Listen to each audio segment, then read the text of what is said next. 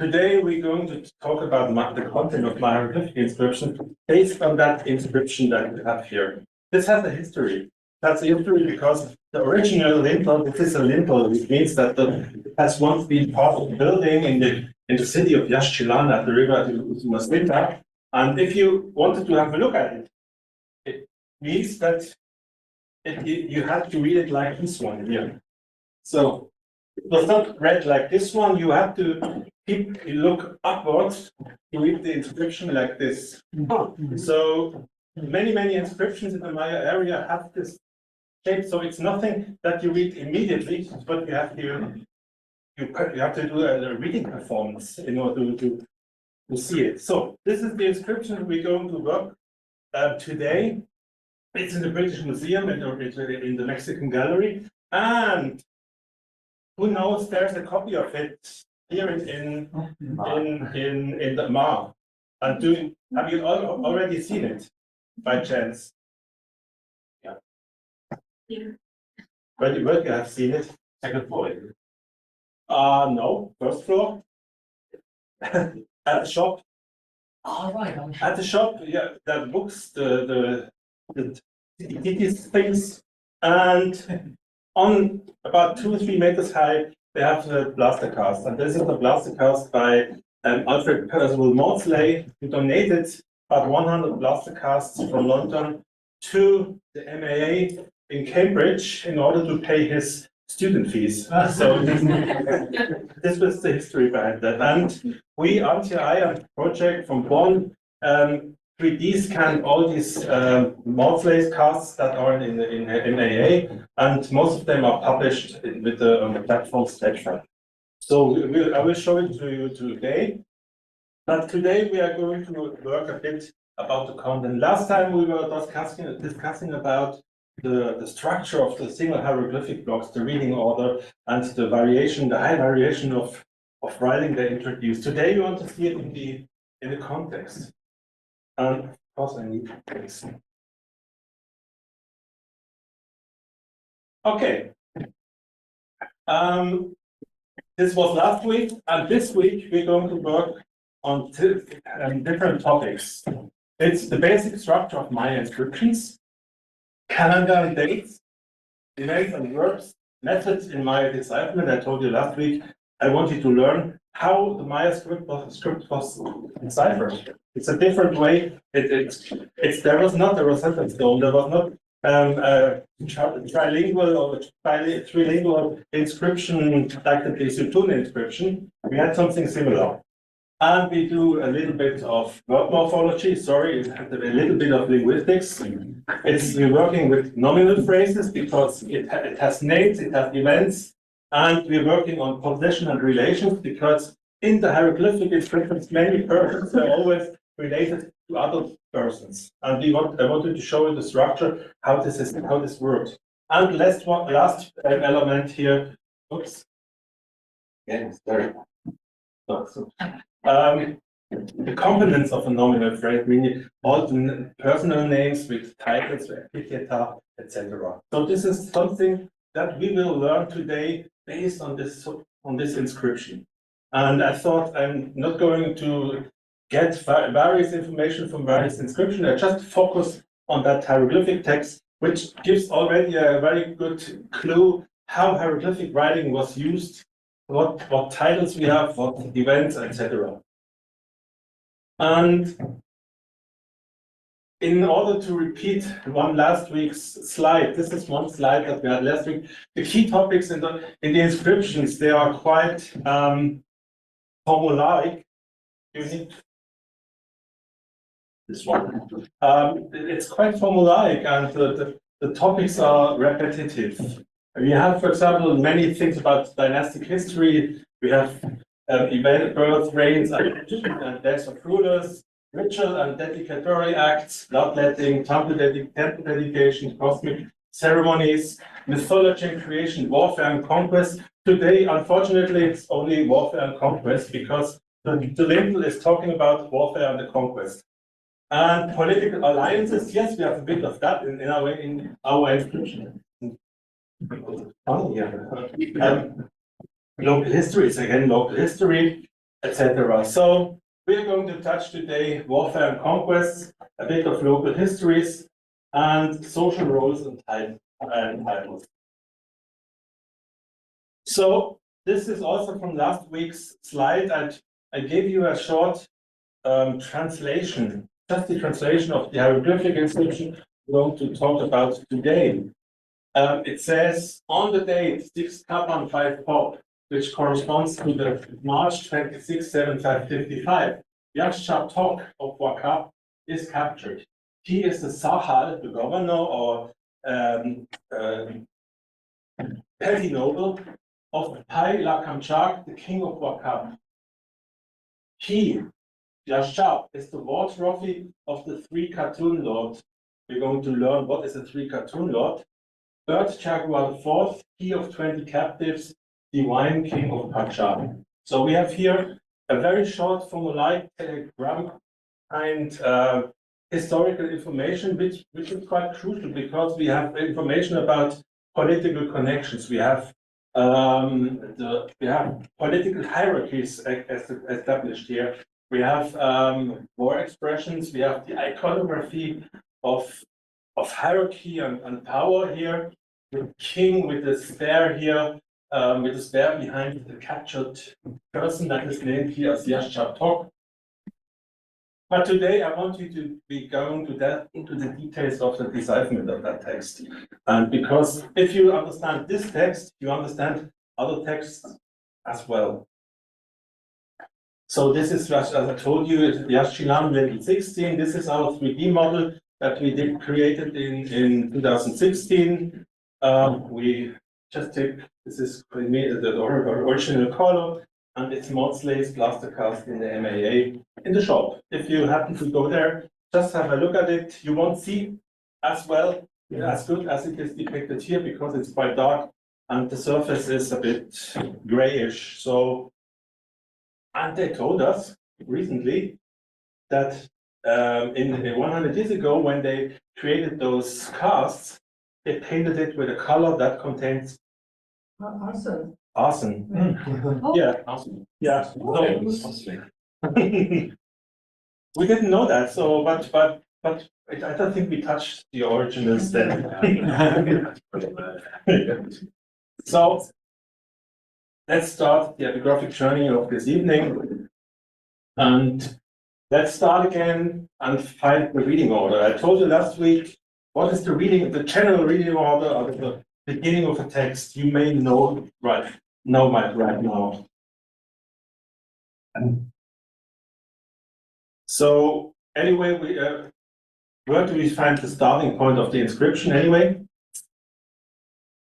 Top left corner, yeah. Top left corner, yeah. And then on top left corner, the next thing. B1.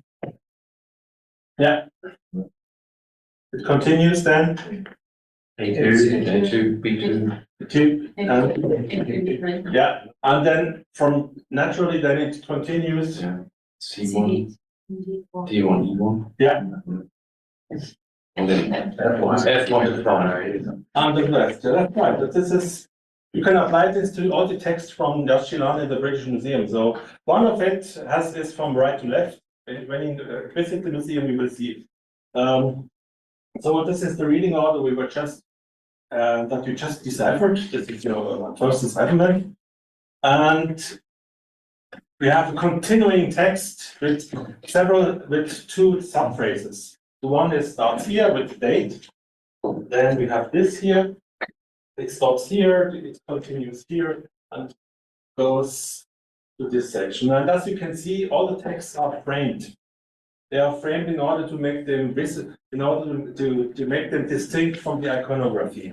But the nice thing is, anyway, this is the captive from, this is Yashchar Tok, the captive, which still has his paraphernalia here, but he is in how do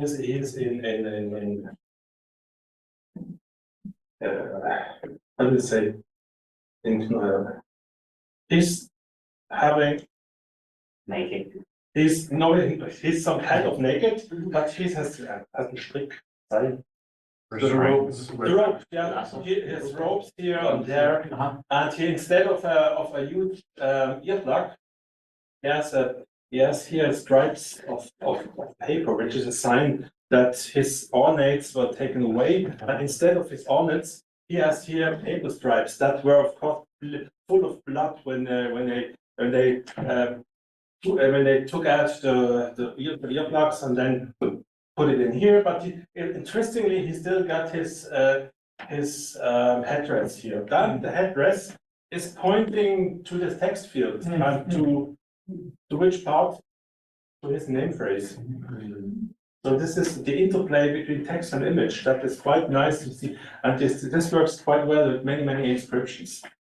And again, you follow here, then you follow the lancet here, and this way it goes down here. And this part of the inscription is larger because it refers to the king standing here. So the basic structure of the Maya inscription is this one. It can be more elaborate, but the basic structure is a date. It's a verb. Then after the date, in 80% of all cases, you have a verb, always a verb, and then you have an object or person associated with that verb. It depends on the verb. Either something, an object is handled, or a person is handled. But anyway, grammatically, it's an object or subject depending on the verb, depending on if it's a transitive or intransitive verb. But the basic structure is always find the date. You can be sure after the date there's always a verb, followed by a short statement of an object or a long statement of a person who is associated with that verb. So you have to keep in mind this is the way how to start an inscription, how to identify inscription, and this is quite intriguing because just before the Maya script was deciphered, the first elements to be deciphered were calendar dates. So in the 1880s, only that part could have been read, thanks to decipherments by Ernst Förstemann in Germany, and then John Goodman and from the British Museum, and so this has been quite soon deciphered because in a manuscript from the 16th century by Diego de Landa, the bishop from Franciscan friar and bishop, he created a report on the Yucatec culture, and in that report he not only described the calendar, the names of the calendar, of the day names and the month names, but he also created some kind of Rosetta Stone in which he gave about 3,000 signs with a specific value read according to his informants. So now before we continue discussing about the verbs, how does it work? And the pronominal phrase, etc., we have to work on the chronology and the calendar. I decided to do it very basic. And the thing that we have to know, we have two kinds of calendar systems depicted. This is the so-called long count. The long count always has this structure. It has a series of numbers, followed by period names, followed by some astronomical information, and that also includes day names. And what you can see here, this is our example from the 16. This is the so-called calendar round. It consists of information about the day and information about the month. We always have coefficients here. And the difference right now is that this long count counts all days since a 0 point of the Maya calendar, which is 3114 BC, August 14th BC, and which means that you have here the number of days that passed since the zero count. And this is linear, and every date that is associated with some kind of this long chain of 5 numbers here can be detected, can be reconstructed historically without any problem. So we really know that when we have this kind of calendrical inscription, we know we can date it very accurately. So it means we can reconstruct dynasty, we can reconstruct the history of the language, we can reconstruct many things. We know when monuments were erected, when buildings were built, etc. And this is on a daily basis. So we have a very exact calculation. The other way, we have the so-called calendar round, which only is the permutation of the 260-day calendar and a 365 calendar, which means that this very same combination of days, day signs, and month names reappear every 52 years, which means all the texts in which those kind of calendar is being used, they are not as accurate, as exact, but as in comparison to that kind of calendar. So in order to understand first inscriptions, you have to know about the numerals. They're quite easy. The main elements are a dot, a bar, and the numbers for 0. And the numbers from 1 to 19 are nothing but the combination of the bar with dots. So for the number 1, it's this one, and don't be disturbed by this one. This is so-called filler. They don't like empty spaces, so they attach so-called fillers on the top of and bottom of the sign in order to fill the space. They don't like. But this was also some kind of homo vacui. And this gave the inscription a specific shape, as you can see it here. Here it was not necessary. Here it was not necessary, but sometimes they don't use it here. But here you see this bracket here, this kind of brackets. They have no meaning. They're linguistic meaning, let's say. It's just to fill the space so that it becomes a squarish appearance. So this is quite easy. And in most cases, we know how they spelled their numbers because we can reconstruct it from historical linguistics, and sometimes we have phonetic complementation and full phonetic spelling. So that a number, for example, number 1 here, we have examples where this is being spelled as huni, with the syllable hu and ni, which is hun for 1. So we at least know how this was spelled. And as you see it here, they can have the numbers upright or lying on the top of the hieroglyph. So I give you also this version here. So always keep in mind that they can change the direction of the signs according to the arrangement in the block. So you have to get a little bit accustomed by this pattern that the glyph can be on the top or in front of a specific sign. So this is quite easy. So the calendars, the numeral system is not decimal but bitesimal. So it means the basics is always this number 20. So that's the reason why we have from 0 to number 19 we have own numbers. But when they, for example, created the number 20, they use this positional system here. So the lowest position is 20. Oh Gott, habe ich was? Hoch. Was was denn hoch? To the power of 20 to the power of 0. Oh, I did 20 to the power of 0. The next position is 20 to the 1 to the power of 1, etc., which means 1, 20, 400, 8,000, 160,000.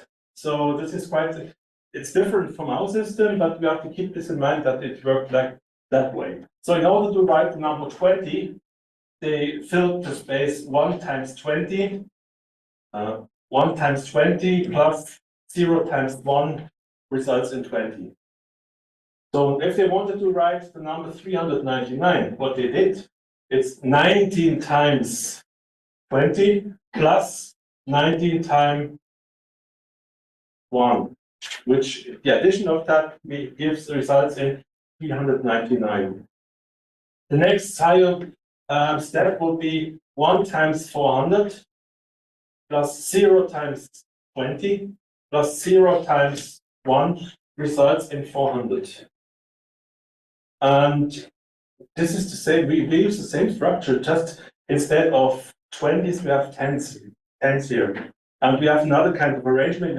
We have it from left to right, and here it's from top to bottom.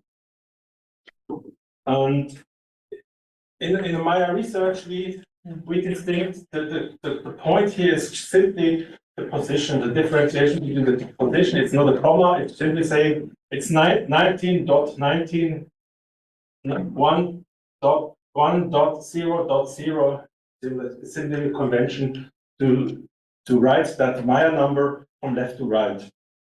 So the same is with the 8,000, it's 1 time 8,000 plus, it's simply a multiplicative additional system. So this you have to keep that in mind. So what do you make out of this? If you have these two numbers here at the beginning, what's the first number? 7, yeah, and the next number? The lowest is the 1. 5. And this one? 2 times 20. 45, yeah. And how would you write the 100?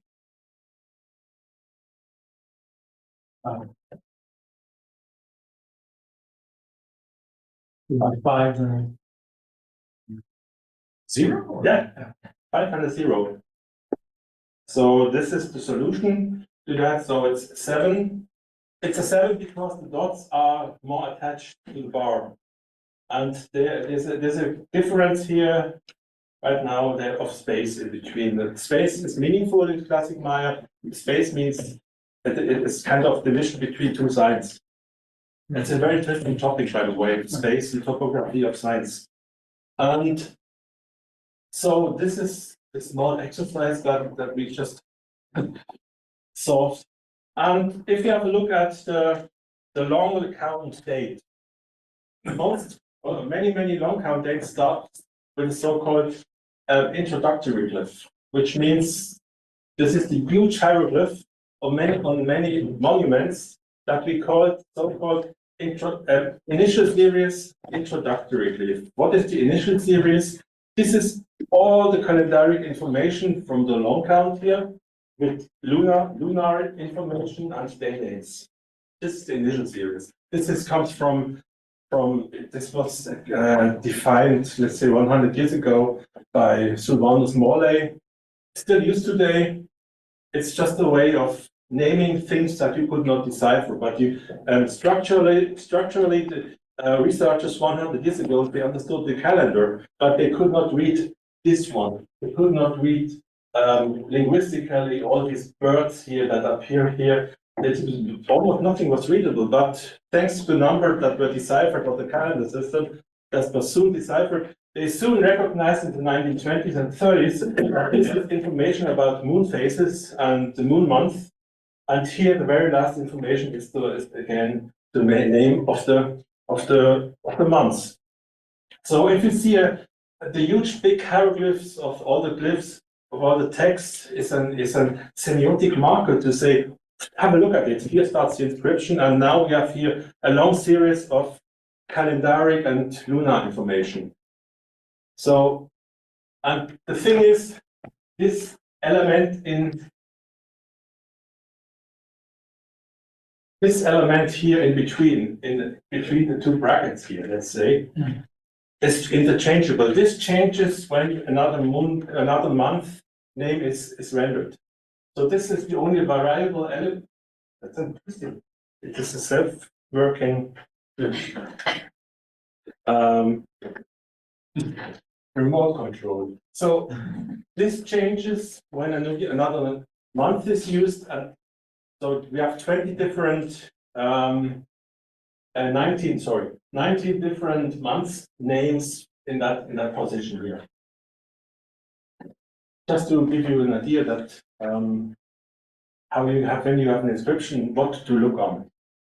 So let's have a closer look at the structure, how a date is really rendered here. In the calendar information, they also use the vigesimal system, but they changed it a bit because in order to reach a 365-day year, they changed the year position here from this is 20. This is the 120 position, and instead of 400, we have here 360. They changed the vigesimal system to a calendaric vigesimal system. For all the tribute countings, etc., they use the 400 basics here. But for the calendrics, it's 360, and then we have the 7,200, etc. So this is the basis. It means if you have a look at the inscription here, you got 9 times 144,000, 15 times 15 times this one here, 72,000, 10 times 360, 0, 0, this one, which means that you have this comes from the next slide. And the period in the hieroglyphs here. In this case, they use the portraits of birds. But in many other inscriptions, they use these hieroglyphs here. And we call it Bakhtun. We now know we can read it as pig. This is the Khatun, which is a period of 7,200 days or 20 years. This is the glyph for the half, for the year. This is the glyph for 20, for Vinal, and this is the hieroglyph for day, in. It's one of the most common hieroglyphs in the hieroglyphic corpus anyway. So although we can read, this is secured in Vinal, Harp, Khatun, Bakhtun. This comes from the research history when these hieroglyphs could not be read. So it is defined by William Gates as Bakhtun based on colonial sources. We are still using these nicknames or alias names for when we're speaking about time elements in the codices, time elements. So anyway, they also used bird heads instead of that abstract version, and this is one of the elements that I showed you last week, that the variation of content was very important. I told you there was a horror repetition, so they wanted to create calligraphic beauty and variability. And let's do the calculation in here. So we have 9 times 144,000 days, 15 times this one, 10 times 360. 0 times 360 and 0 1 day, which results in we would spell the calendar as 9, 15, 10, 0, 0. So if you hear 9, 10, 50, 0, 0, this is the way of expressing the Maya notation in our system. But of course you can calculate it, and it means that 1,407,600 days. An event occurred after the 0 point. We simply used the year after the year 1 that we defined. Here it's simply that they calculated in days. It took when the system was deciphered over 100 years ago, the researchers always had the problems how to correlate the Maya calendar with the Gregorian calendar. Because the Gregorian calendar starts January 1st, 4713 BC, and they knew that this is not, they don't share the same 0 point. And there was a long discussion about the 0 point for the Maya calendar, and with the help of ancient sources, with astronomy, with comparison of planet position, it was finally decided that 0 point of the Maya calendar was August 14th, 3114 BCE, which is a difference of 584, 286 days in between. And this is a so-called correlation constant that we use in order to calculate the Julian day number. The Julian day number is the number of days that have passed since this. It's interesting. Since that day. In the times of pocket calculators or when researchers didn't have any possibility to calculate this automatically, we had some formulas or algorithms that were used to calculate the number of the Julian day number into a Gregorian date. This was a formula that was a long time used for when you in the times of pocket calculators. And you can apply this, you can transform this into a computer program. This works well, but we always have to remind people, students working now with computers, they have to remember that not longer than 40 years ago, we would have used these formulas in order to calculate the Maya date into a Gregorian date. These days, it's easier. There are many numerous calendar softwares available to do that. We created for our project a specific software which helps us not only to calculate the dates, the conversions, but also to reconstruct hieroglyphic inscription. By entering this date 950-1000, it automatically gets the name, the Gregorian date, June 30, 741, or the Julian date, that one.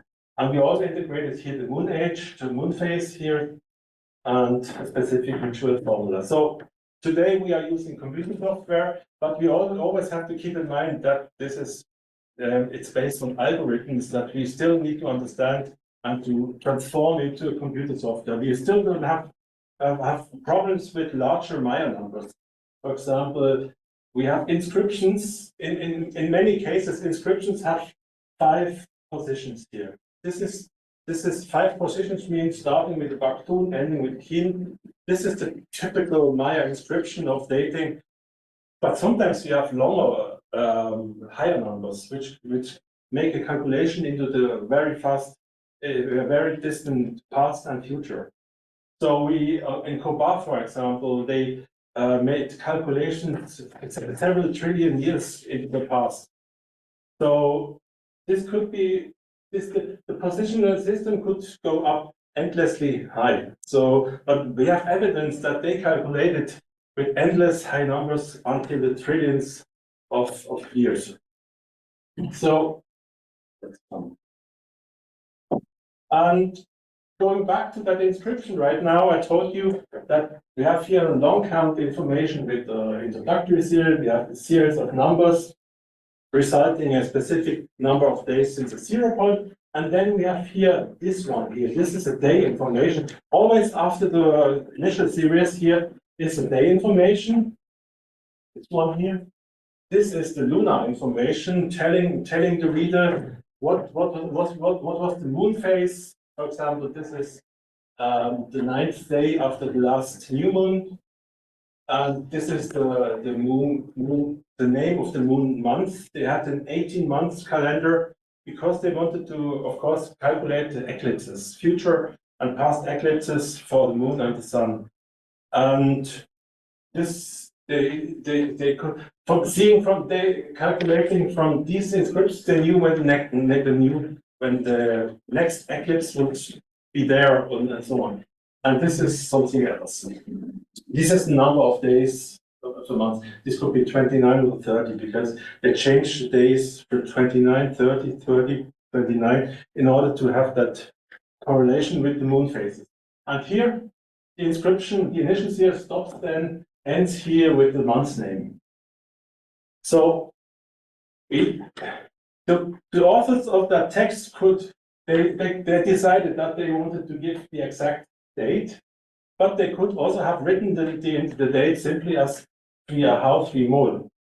They decided just we want to give a complete calculation. So this specific day is connected with that specific day position. And for this, we use computer programming. But we also could have used formulas. So in order to see how this 260-day calendar is working, these are all the names of the 20 days, and they were combined with numbers 1 to 13, which means 1 image, 2 Tz'iib, 3 Akbal, 4 Khan, 5 Jigchan, etc. And if you combine this very day name 1 Ahau reappears after 260 days. And the same one is here. We combine this. These are 19 months here, and this is the very last month with only 5 days. Until here we have 18 times 20s plus 5 times the YM. This is the last day. In order, so they had a solar year of 365 days, and they used 1 month had 20 days, and they also combined it with numerals. So that's the reason why you always find 3 Ahau, the very last day, and 3 Mol. This is this one, and Mol is there. And it's written Molo. So when you have calendar days, you always have the names and combined with coefficients. And they combined both calendars for the 260-day calendar and 365-year calendar.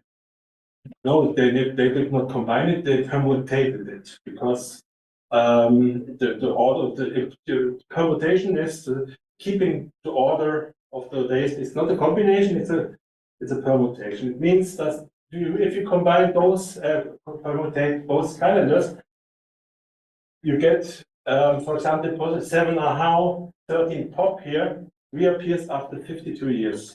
But it's quite, if you just calculate with that calendar, it's quite accurate for the time living. But if you want to do a calculation to the past and want to keep records of the history, you have to introduce also the long count. So this is the big question, and this is typical way of representing the permutation, the combination here of that one and that, and the permutation with both calendars. So we can, to give you some clues about how this would work with our calendar. It's always nice to see that it's quite parallel to our calendar system. This is today, Wednesday, November 3rd, 2024. Wednesday is, of course, a 7-day cycle. It reappears independent of the year. Now you have the year calendar. It's a 365, 66-day cycle, depending on the Schaltjahr. And of course, the linear count of years in the Gregorian era, which 2024 years since the beginning of the Gregorian calendar. So it's quite similar. But if you, for example, only had historic information about a day, you have a letter from that says Wednesday, November 30th, then you don't have a year. You have to think about, okay, well, you have to do calculations. When is the year possible? When is the combination of periods? So if you just simply had Wednesday since the year 1, until this day we had 105,607 Wednesdays since the year 1. So it's quite not exact calendar. But if you just had November 13, okay, it's a bit less. It's 2024 possibilities that will reappear. But if you take both together, then it's a bit better. You have 289 occurrences between the year 1 and 2024. So this is quite similar to the calendar round. The calendar round is more systematic. It's always 52 years, and you see the difference here between 1996 is 6 years. Then you have 11 years, 6 years, and then we have. It's not very systematic. It depends on the different calendars. So, but of course, combining all the information is a unique date. So this is the present day long count that we use. Classic Maya used it differently. So it's always nice to have give you some impressions how that we also have these kinds of cycles and calendar rounds that we are still working with using. So right now we have deciphered in our text that this very first day is, if you would have had this list here, this is day 6 Kaban 5 pop. So 6 Kaban 5 pop, and the hieroglyph pop. This is also a nickname because this is the name that is given in the manuscript from Diego de Landa, who has drawn these name glyphs here of the months and rendered them. So this is the month pop because in Yucatan they call that pop. But in the classic period, it was called An Palau. This is quite different. The names of the months changed during the centuries, but the glyph remained the same. This is quite fantastic. They still, in Yucatan, when the Spaniards arrived, they still used the calendar system and the writing, and they called this here Pop, not Palau, like did the ancestors several hundred years before. So now we know that the next one is the verb, and the verb is associated with a person or with an object. Right now, this is something I told you before. The 6 Kaban 5 pop. If you have a look at, if you take a computer program and check all the possible dates for 6 Kaban 5 pop, you would have several hundred possibilities between the beginning of the Maya calendar to the end of the Maya calendar, but we don't need that because this is important to know. The framework of Maya history is always dated between 1700. You remember, this is the way of writing the calendar, the long count, to 10400, which means between 376 and 999. Most inscriptions have this time frame. So if you do a reconstruction of that specific calendar round, you can be sure that it's somewhere in between that date. And so if you use the calendar tool today, I have this calendar round here that it's possible that it has to be between 817 and 104, and these are the only possibilities right now. From the inscription, we know that one king of Yakchilan is named. His name is Bird Jaguar IV, Bird Jaguar, and we know the date of his accession when he ruled. So the inscription dates to 752, and the Bird Jaguar acceded to the throne on 752. Later days before would not be possible, and after it would not be possible because on 1813 there was already another king ruling. So with the help of history, we can really determine the exact date of a simple calendar round. So we always have to know about the context, the historical context, other numbers, and etc. So this is the reason why we still can comfortably work with calendar rounds. So now we have deciphered the long count date for this calendar round, which is 9/16/0/1317, which is this date here. February 6, 1952. Next comes the verb. Now let's have a look at the glyphs following a calendar information.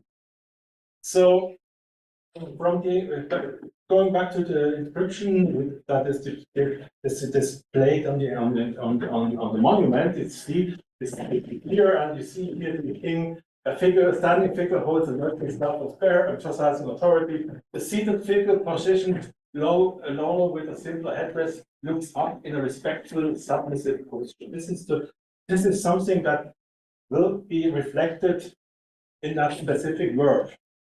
Submission, it's a hierarchy, it's a seizing the capture of a person.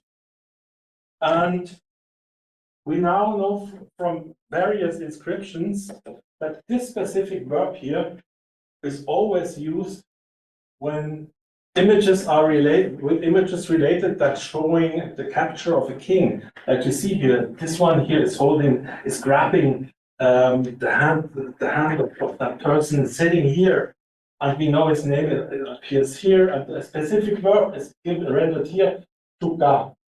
It was captured, these two guys here. And if you compare the iconography of the verb tuk,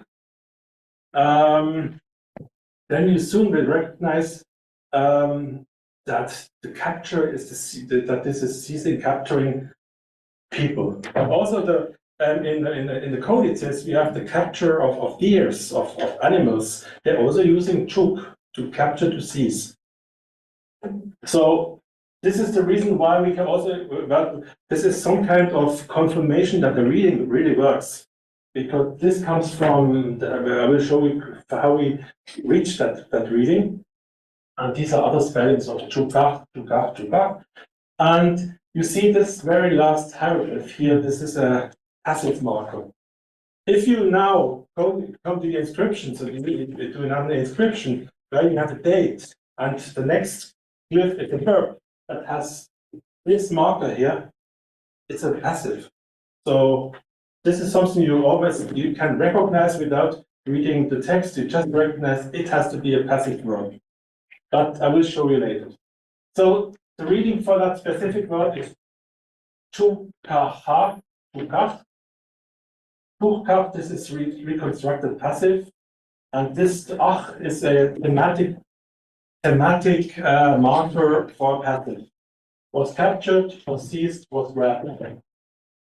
So tukach, the root tukach is contained in various Mayan languages, and I told you the last time that we need to have a look at Yucatecan, Achtolan, Alteltalan dictionaries. And here is an excerpt from our dictionaries that we are creating.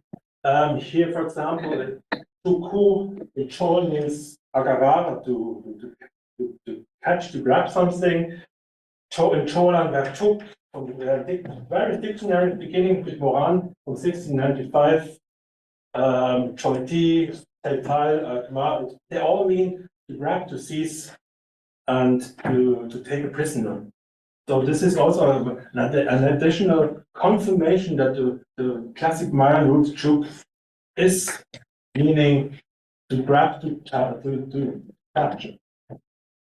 So now a short introduction to the decipherment of that specific glyph. That is quite intriguing how we reach that decipherment. So where it all began, the Landa manuscript. I told you before, this is the famous page from Diego de Landa's Relación de las Cosas de Yucatán. It was written about 1566, and he wrote that manuscript, or let's say compiled that manuscript in order to defend himself in Spain, because he behaved himself quite bad in Yucatan. He destroyed art, he killed people, he destroyed artifacts, he was quite a colonial guy, let's say that way. And in order to defend his behavior in Yucatan, he wrote a lengthy manuscript explaining that those people in Yucatan have devils. They make blood offerings. They behave like witches, etc. So, but in order to describe the Yucatec culture, he also contained a lot of information that is very, very useful for us today. And one of them is the so-called Landa alphabet. This is our Rosetta Stone that we have, or our Bismillah inscription. And this looks like this. It is a small commentary about the writing system, how here the so-called letters, because Landa thought they are using letters, and what the what Landa did is he was asking his informants, how do you write or how do you say in a language the letter R, the letter B, C, D, H, L, M, N. This is the Spanish pronunciation of that word as well.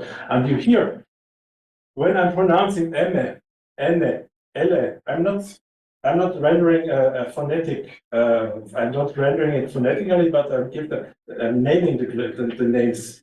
So the informant understood, okay, he wants me to write the L, the syllable le, me, ne, pen.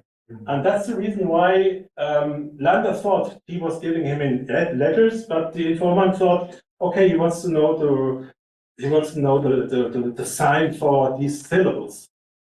And this was one of the clues for the decipherment. So this is quite nice. This is here, for example, he said, I want you to write up the name for water, ha, or ha. And then Landa was saying, you write water with a H and A. What he did, H, ha. So he really rendered Landa's words in my writing. H, ha. And this is the same as with that one here, with the syllable. Write me the verb for lasso. Lasso, this is a loop, which is a Yucatec le. And Landa told him, you write the word le as L, E. And he would have got here, L, le. And he introduced le. So this is quite nice. And at the beginning of the Maya writing decipherment, it was not very clear. Let's go back to the 1860s, 1870s with Marcel de Bourbeau, who found the manuscript, and he thought, after reading that manuscript, they used alphabet. So the first idea is that the Maya writing was alphabetic. This was also based on the observation. At that time, he also only had available the Madrid Codex that he also found, the Codex Trocordesiano. So yeah, in that area of time, we have the idea of now purely alphabetic writing system, which became a bit problematic because several 10 years, 20 years later, Cyrus Thomas of the US observed there are too many signs for it to be an alphabetic writing system. So let's go into the manuscript. Oh, there are syllables. It must be syllabic. And he was already thinking about the logosyllabic writing system, but these proofs were not very good. So he thought this is a syllabic writing system. And the same is who knows this guy? Saint-Pierre Ward. He also worked in the decipherment of Maya writing. And he was one of by the way, he was the first who deciphered the word order that I showed you, verb, object, subject. He was the first one who he recognized a language behind the hieroglyphs, but his decipherments were not good because they thought this is a pure combination with alphabetic syllabic writing system. And the wrong years in Maya decipherment, or the medieval times of Maya decipherment, were the times of Eric Thompson, who did great work for ethnographic and archaeological work, and all his works on the Maya calendar was great. But his ideas about the Maya writing system were not very good. He thought this is a rebel system, ideographic writing system, and he never accepted ideas of that guy. Who knows we could be that one. Knorosov? It's Knorosov. It's an then Soviet Egyptologist who discovered. I did not choose that photograph. No. I wanted to show you him working with the Dresden Codex here. And he was the one who was counting the numbers of signs. And he saw in the codices, he collected 300 different signs. And he said, okay, this cannot be a purely phonetic system. It cannot be alphabetic. It cannot be a logographic, so it must be a mixture. So he was the one that was introducing the idea of a logosyllabic writing system since the 1950s. So we had, in the years between 1817, we had some medieval times here. But starting with the 1950s, with an Egyptologist working with Maya hieroglyphs, the solution wasn't very close. So this you have to know. And going back to the Landa manuscript, this is quite nice. I prepared this one for the workshop once. If we put all the signs that Landa have already been given us in the syllabic grid that contains of 100 or 105 slots, we are still not sure if the classic Maya used the globalized P. We don't know yet. So either one. So already 30 of 100 signs were deciphered. And if previous researchers would have done this before and applied this to the inscriptions and then the decipherment of Maya writing would have started in the 1940s. But anyway, this is the syllabic grid that we can fill with Landa's readings, Landa's proposals, which is quite intriguing to see that, Brand, that in the already in the research at the beginning of the writing system research, we have a decipherment accuracy of 30%. So let's now use this Landa manuscript and go back to the Dresden Codex, in one of the famous and most beautiful codex that survived and is now in Dresden on exhibition. You see here, this is the part. This is the inscription from the one section of the codex, and it shows here two animals, one god and animal being seized or captivated with a rope here and with a rope here. And the word for that is this is what Wolf discovered that at the beginning of those inscriptions, in most cases, it's a verb. You have this hieroglyph, and this one and this one. And those hieroglyphs here are from Landa. You have unknown here, Kaha. And another example in which this hieroglyph is being used is this one here. It's a noun. It says this one is being, now we know it's being carried by, now this one, the death god. The death god is the burden of the moon goddess here, and he's being carried here. But when the decipherment process started, we also Knorrosov, this is Knorrosov's work here. Knorrosov only had this information, so it says Uku, something like that, and something like that, Kaha. So you have to go into the dictionaries and see what is matching phonetically. So if we do that, when Knorrosov was doing his work, he went to the dictionary and said, okay, this is ku something, so it only can be a consonant vowel, consonant words, either kuk, kuch, kuch, kuk, etc., and so on. And he went to the dictionaries to see what is matching the iconography of the sign. And then he found the word kuch, which means to carry the bring, to carry on the back, which nicely fits. So using this idea, he knew that this is a syllable that starts with ch. And then he went to the other example here, and he saw that this must be something working as bokaf, bukaf, chakaf, chikaf, chokaf, tukaf. And he went all to the dictionaries and found that only chuk makes most sense. The chuk is asir, prender, ocher, agara, to clap, to gap, to seize, to kasak, to hunt with loops, etc. Exactly what we have in the codices. So that's the That's some kind of epigraphic crossword puzzle. It has to fit. It has to fit linguistically and semantically, and has to match the images. So this is the main. These are the three main elements of the Maya decipherment: linguistics, the text-image relations, and generally the semantics of the decipherment. And again, then you need another example that confirms the reading. In this case, you have the depiction of two gods or deities suing. Here, this cloth here, and you see the needle here, and the verb for this is chui, and this makes sense. Chui means possess, to sue, to do. So the reading is confirmed with another example. So you always need a third example that confirms the reading.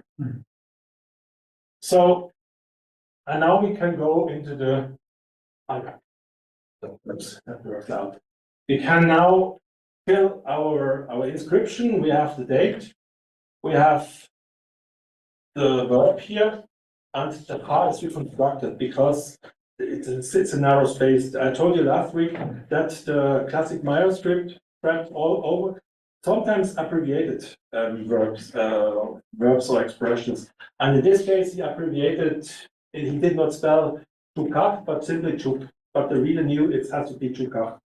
This works quite well because it's a well-known verb with several hundred occurrences. And then was seized. Someone was seized. In this case, when the verb determines that the next one is either a living being, a person, or an animal. And generally, in the Maya languages, no intransitive and transitive verbs. This is simply this is very creative form of a grammar, but you have to visualize this one. When you see an inscription, as I told you before, that as the verb position, you have this ha here. You know it immediately, it's a passive. You don't need to understand the language. You now can go to the inscription and say, oh, there's something saying in passive, which is nice to impress people here in the museums. Of course, intransitive verbs in that case are derived transitive verb because it's in passive voice. Because transitive verbs always need two arguments: the verb, the object, and subject. And intransitive verbs only needs the subject. So you have to keep this a bit in mind. We know it for sure from your language study that this kind of verbal system. And in the classic inscriptions, you have to see, if you see, for example, this one here in the verbal position, this is for anything, and this is the ha. It's a passive, derived transitive. And if you see something like this one here, this is the very same verb saying was seized, and here he seizes something. He, this is the ergative pronoun. With transitive verbs, we're speaking of ergative pronouns, not simply pronouns, because intransitive verb forms use absolutive postponed pronouns. Transitive verbs need only this. But if you see something like a bracket here, this is the very famous u, which is the third person ergative for he, she, it. And it's a very common hieroglyph because most hieroglyphic inscriptions are formulated in the use of the perspective of the third person view. So this can be written like this one, the u with the wa.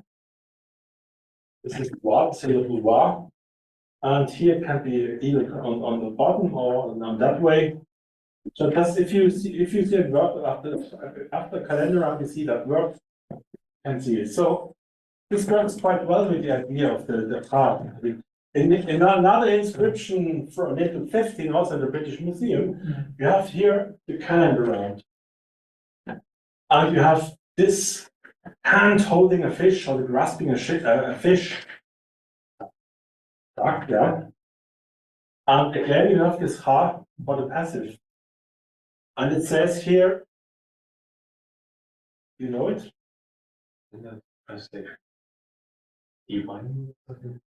See the illustration. Yeah, to conjure a deity.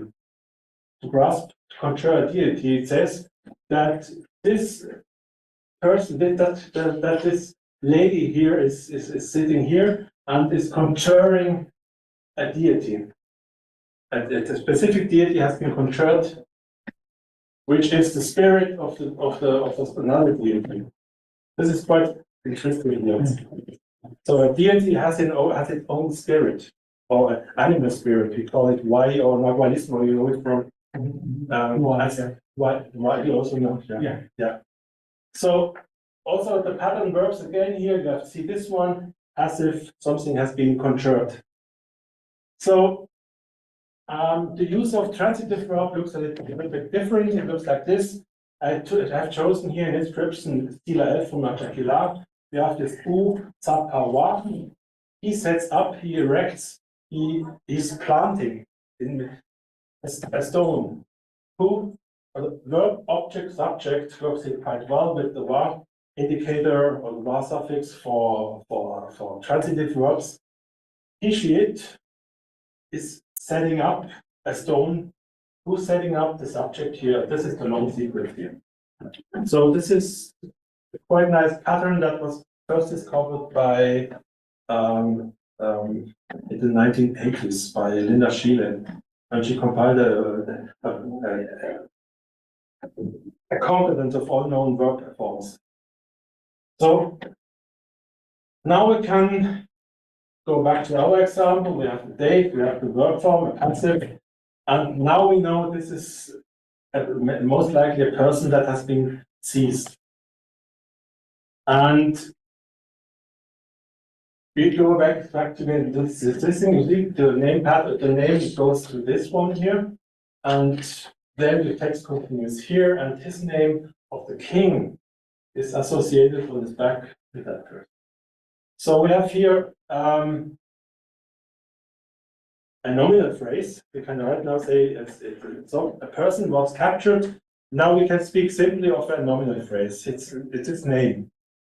This includes titles, proper name, etc. We just call it nominal phrase. That is a little bit modified by these two hieroglyphs, which we are going to discuss in a while. So a nominal phrase, in our case, a nominal phrase has a proper name, like I'm Christian, but this one says with a type of origin called demonym. It says that this Yashchap talk comes from the side of Wakab, Wa-A-B. And this one here, this is crucial here, this element on the top. It's this logograph for ach, which is used as a adjective. It's saying that someone is coming from a specific side. Like say, I would say I'm Christian. I'm from Bonn. I would use ach Bonn for saying I'm from Bonn. And this case is another example. A person from Mashama, a place nearby in central Petten. And then it's used as an adjective, meaning that someone is possessing something in which is it treating. Like this case, it's the hand of the scribe writing, and it says here, Tz'iib, he of writing, a person of writing, which is a scribe. And if someone who's creating, for example, tamale or bread, is an wach, someone who is creating wach, which is the word for tamale. And also it indicates possession. This is quite, this is something we need for our inscription. If someone is using 20 bark, this is the bone. This is you don't see it exactly here because it's a little bit misdrawn. It's a logograph for bone, bark. Bark not only means bone, but also captive. And here is a count of captive that is associated with the specific person. So if you see a nominal phrase that contains this hieroglyph in this position or on top, you can work through to see, is it a demonym? Is it an agentive? Or is it indicating possession? It's a very crucial hieroglyph, high importance. So about 30 years ago, my colleagues could decipher a lot of toponyms based on that hieroglyphic occurrence. So we now know this one, and next, coming after the personal name and the demonym here, we have following some relational phrases. What are relational phrases? These are phrases that introduce persons that are associated with the first person. This could be either a family relation, but in this case, it's a little bit more complex. It's saying that these persons are his, that this one is, I have it here. So we're going to discuss about it. And we need to discuss about possession. How do you mark possession in the script and in the thing? So these are the 27 different signs that they use for the ergative pronoun du. It's not only he, she, it, but also his and her. And they created such a huge variety because it's the most common hieroglyph in the inscriptions. And I sorted them according to their occurrence count. So this is the most common version. Then comes here a fish, and this is some kind of pot, and so on and so on. This is the same thing here. So in order to recognize hieroglyphs, keep in mind the first line. These are the most common pronouns for u. And the concept behind this u is face. This is the face of an insect. This is the face of a fish. This is the face of a dead head. The face of a monkey. The fish head seen from front of you. And etc. The basic concept is and the possession of object is being used using the ergative pronoun plus an object here. Either it is the object of, and then you have the hieroglyph here. So you can see it quite nicely here. We have some artifacts that contain inscriptions. This is a ear spool that was found in Altun-Ha, and on the ear spool there's an inscription saying Utupa ish soll will kill. And tupa is the classic Maya word for ear spool. And it says here this is some kind of possessing, it gives us the clue that this ear spool belongs to Lady Solwinkil. And the same is with the bone here. Many bones bear the name Ubaki. The U, this is not, but it's the same U. It's the bone bark of the holy or the divine king, Lord of Motul, which is Tikal, the famous Tikal. You have a lot of things. You have a lot of objects that are using these so-called name tags, in which you can easily see how such a possession is working. The ergative, the object, and then the possessor.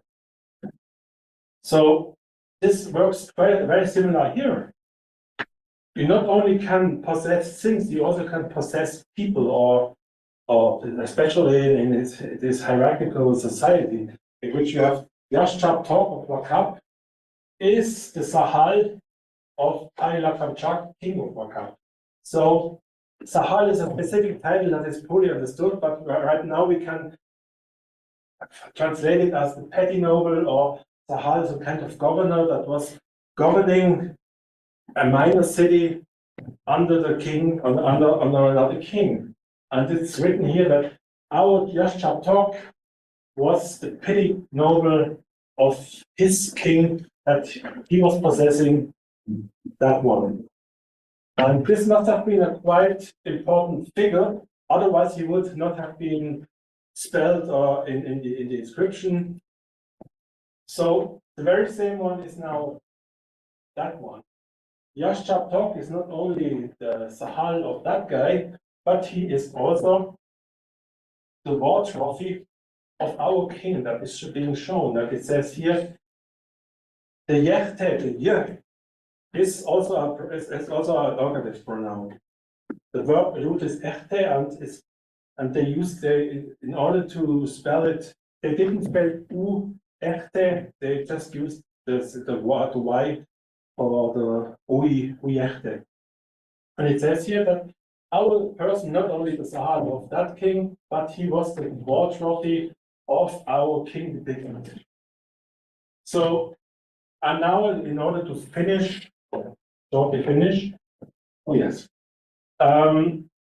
What's in a king's name? So right now we have seen, let's go to the name of the king. I can quickly show you, find it again. We are talking right now to the larger hieroglyphic section that is associated with the king holding a lancet and a flexible shield. By the way, this is a flexible shield. A very thick but efficient way you can roll it together and you can transport it like this, but it was very thick and it prevented of spares being going to the body of the king.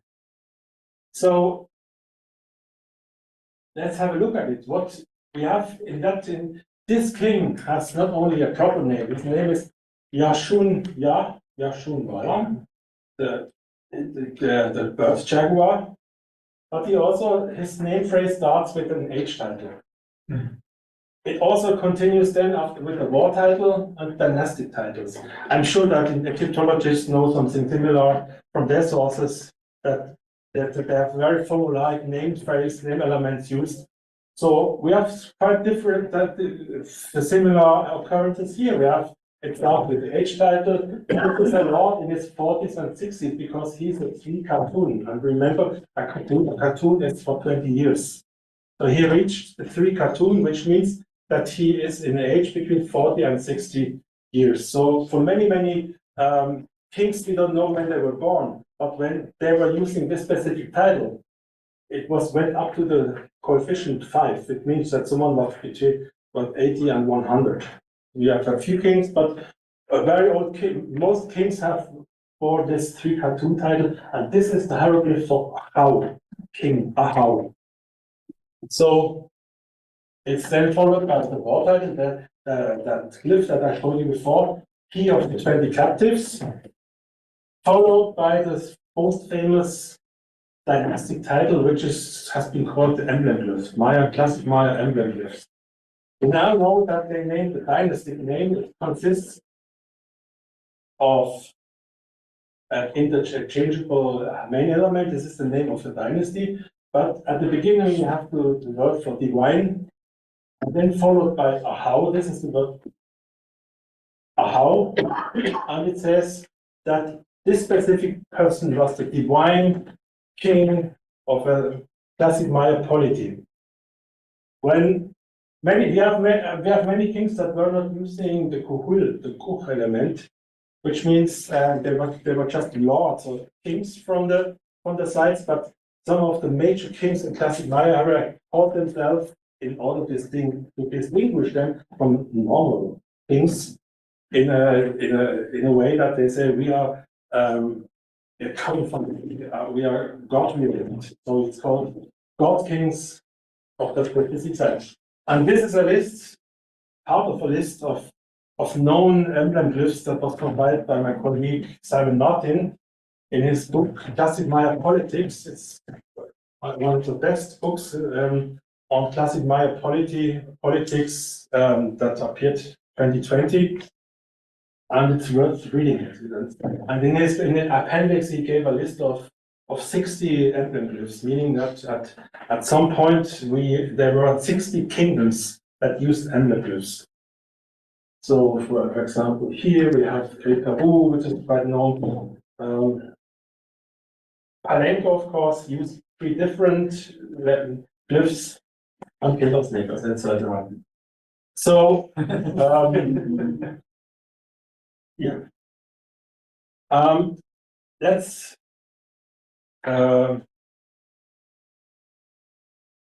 finish that talk by just giving now the structure of the inscription, again starting with the date, with the verb. The main verb is that this person has been captured, and the person itself is the is possessed by Pai Lakam Chak Wakap Ahau, his king, because he also comes from Wakap. This is his king. And he also is the war trophy of the Yashilan king, meaning that, so we have different social levels here, hierarchical levels expressed in that inscription. So we can, if we put that in a network of political geography, we can say that this person is connected to this one. We know that the king of Yashilan had war with the kings of Wakap by capturing one of it. So this tiny inscription gives so much details, and I hope that gave you some clues how we can decipher the script. What do you see in the hieroglyphic script? I just wanted to give you a short example so that we can work on that. But it contains about 60-70% of all the knowledge that you need in order to understand all the inscriptions. Yeah, thank you very much.